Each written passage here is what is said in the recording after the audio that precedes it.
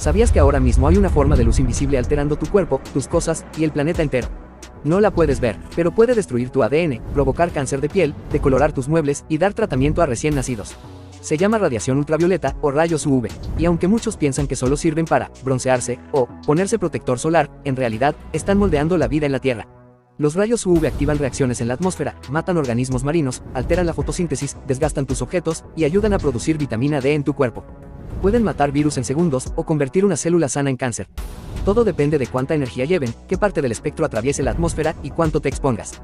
Y eso es solo el principio. Porque esta luz no sale simplemente del Sol. Se forma en reacciones nucleares, viaja 150 millones de kilómetros y pasa por múltiples capas atmosféricas antes de golpearte a ti. Hoy vamos a entender todo sobre los rayos ultravioleta. Cómo se forman, cómo viajan, cómo te afectan, cómo los medimos, cómo te proteges, y cómo los estamos usando para purificar aire, matar bacterias y fabricar materiales inteligentes.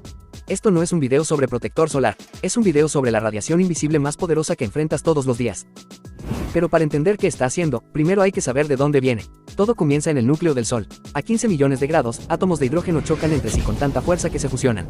Esa fusión libera una cantidad inmensa de energía, luz. Pero no solo luz visible. El Sol emite radiación en todo el espectro electromagnético, desde rayos gamma hasta ondas de radio. Y entre esas, una franja específica tiene justo la energía suficiente para alterar moléculas sin penetrar demasiado profundo, la luz ultravioleta. En física, al Sol se le trata como un cuerpo negro, un objeto ideal que emite radiación según su temperatura. A casi 5500 grados Celsius en la superficie, esa curva de radiación produce principalmente luz visible, pero también una cantidad significativa de rayos UV. Cuanto más caliente el objeto, más energía tiene su radiación y más ultravioleta emite. De hecho, las estrellas más calientes que el Sol emiten tanta radiación UV que pueden esterilizar completamente la atmósfera de un planeta.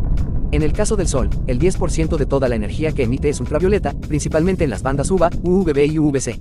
Y todos esos fotones, millones de billones por segundo, viajan por el espacio a la velocidad de la luz. No hay fricción, no hay pérdida de energía, solo radiación cruda en movimiento. Y 8 minutos después, esos rayos UV llegan a la Tierra. Pero no todos los rayos llegan igual. La radiación solar entra en contacto con la atmósfera terrestre y empieza a transformarse. Aquí es donde las cosas se ponen interesantes. Los rayos ultravioleta se dividen en 3 tipos, según su energía. UVA, de onda larga, menos energética, atraviesa casi todo. UVB, más corta, más energética, parcialmente bloqueada. UVC, de onda corta, la más peligrosa, pero nunca llega al suelo. Todo depende de cómo interactúan con los gases en la atmósfera. La capa de ozono, ubicada en la estratosfera, absorbe el 100% de los UVC y casi el 90% de los UVB. Sin esa capa, la vida en la superficie sería imposible. Pero los rayos UVA atraviesan casi sin obstáculos, y los pocos UVB que logran pasar son los que más impactan a nivel biológico. También hay otros factores: la altitud, la latitud, la nube, la contaminación y hasta la reflexión del suelo. La nieve, por ejemplo, puede duplicar tu exposición UV por reflexión.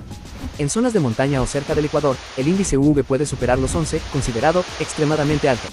Así que aunque parte del Sol está siendo filtrada por nuestra atmósfera, otra parte sí te está golpeando directamente. Y es aquí, en la superficie, donde comienza el verdadero impacto. No importa cuánta radiación UV emita el Sol, lo que realmente importa es cuánto llega a ti. Y eso depende de una combinación de factores que cambian todo el tiempo.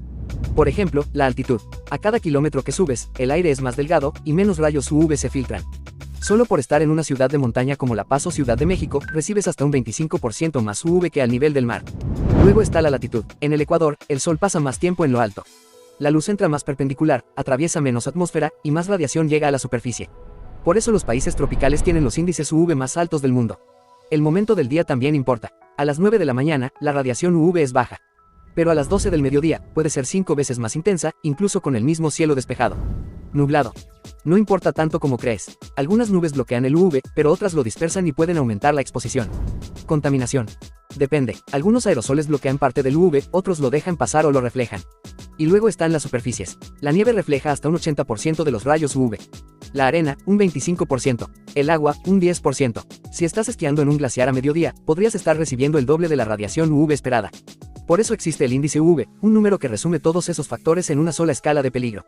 En algunos lugares, ese número puede pasar de 11. En ese punto, la piel sin protección puede empezar a sufrir daño en menos de 10 minutos.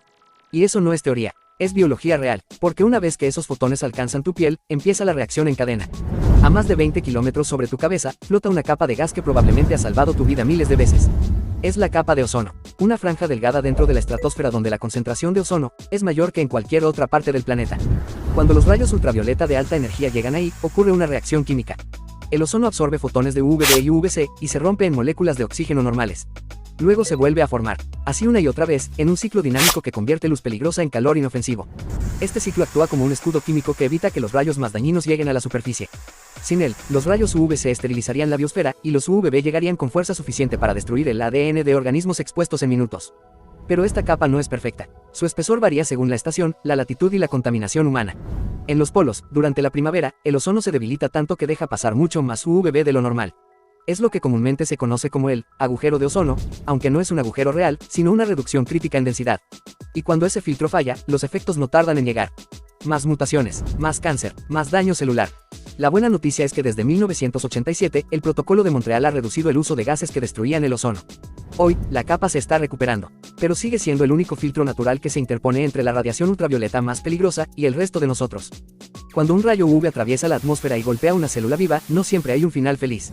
Si es UVB, tiene suficiente energía para romper enlaces en el ADN, formando lo que se llama un dímero de timina. Esta deformación bloquea la lectura del ADN. Y si la célula intenta copiarlo así, comete errores, mutaciones, algunas inofensivas, otras fatales. Si el daño no se repara correctamente, puede alterar genes que controlan el ciclo celular. El resultado, cáncer. Pero no solo los humanos estamos expuestos. Los rayos UV también dañan a organismos microscópicos que flotan en los océanos, como el fitoplancton, que produce más del 50% del oxígeno del planeta. Si se expone a radiación UV intensa, su capacidad de hacer fotosíntesis disminuye. Menos oxígeno, menos base alimenticia para toda la cadena marina. En plantas, el exceso de UV puede inhibir el crecimiento, reducir la biomasa y dañar tejidos jóvenes. En animales, puede afectar la piel, los ojos e incluso el sistema inmunológico. Pero no todo es negativo. La exposición controlada a rayos UVB también estimula la producción de vitamina D en la piel. Sin ella, el cuerpo no absorbe bien el calcio, y sin calcio, los huesos se debilitan. Como todo en biología, el equilibrio importa. Muy poca radiación UV y la vida no funciona. Demasiada y empieza a destruirse. Es un margen estrecho, y el planeta lo ha mantenido durante millones de años. Pero nosotros, al alterar la atmósfera, podemos romperlo. Si alguna vez has notado que una cortina perdió su color, o que un plástico se volvió quebradizo, es muy probable que los culpables sean los rayos ultravioleta. La luz UV no solo atraviesa la piel, también rompe enlaces químicos en materiales sintéticos y orgánicos. El proceso se llama fotodegradación y es silencioso pero constante. Las pinturas exteriores, por ejemplo, empiezan a perder pigmento por exposición continua. Los colores se desvanecen, las superficies se agrietan. En muebles de madera, el barniz se deteriora, pierde su elasticidad, se vuelve opaco y se pela. Los plásticos, como los marcos de ventanas o sillas de exterior, pueden endurecerse, volverse quebradizos o deformarse. Incluso los selladores transparentes o siliconas expuestas a rayos UV pueden amarillarse, perder flexibilidad y fallar en su función. Las telas también sufren. Cortinas, toldos y tapizados al sol directo pierden resistencia, se desgastan y se rompen antes de lo esperado. En electrodomésticos o cámaras de seguridad, las pantallas LCD, sensores ópticos o carcasas sin filtro UV se deterioran aceleradamente. La mayoría de estos materiales fueron diseñados para durar años, pero la exposición a rayos UV reduce dramáticamente su vida útil.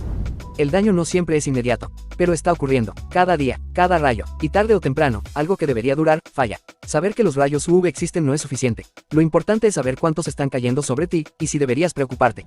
Para eso existe el índice UV. Es una escala creada por la Organización Mundial de la Salud que mide la intensidad de radiación UV efectiva que llega a la superficie terrestre. No mide solo la luz, mide el potencial de daño biológico en la piel humana. El índice va de 0 en adelante, aunque en la práctica rara vez pasa de 12.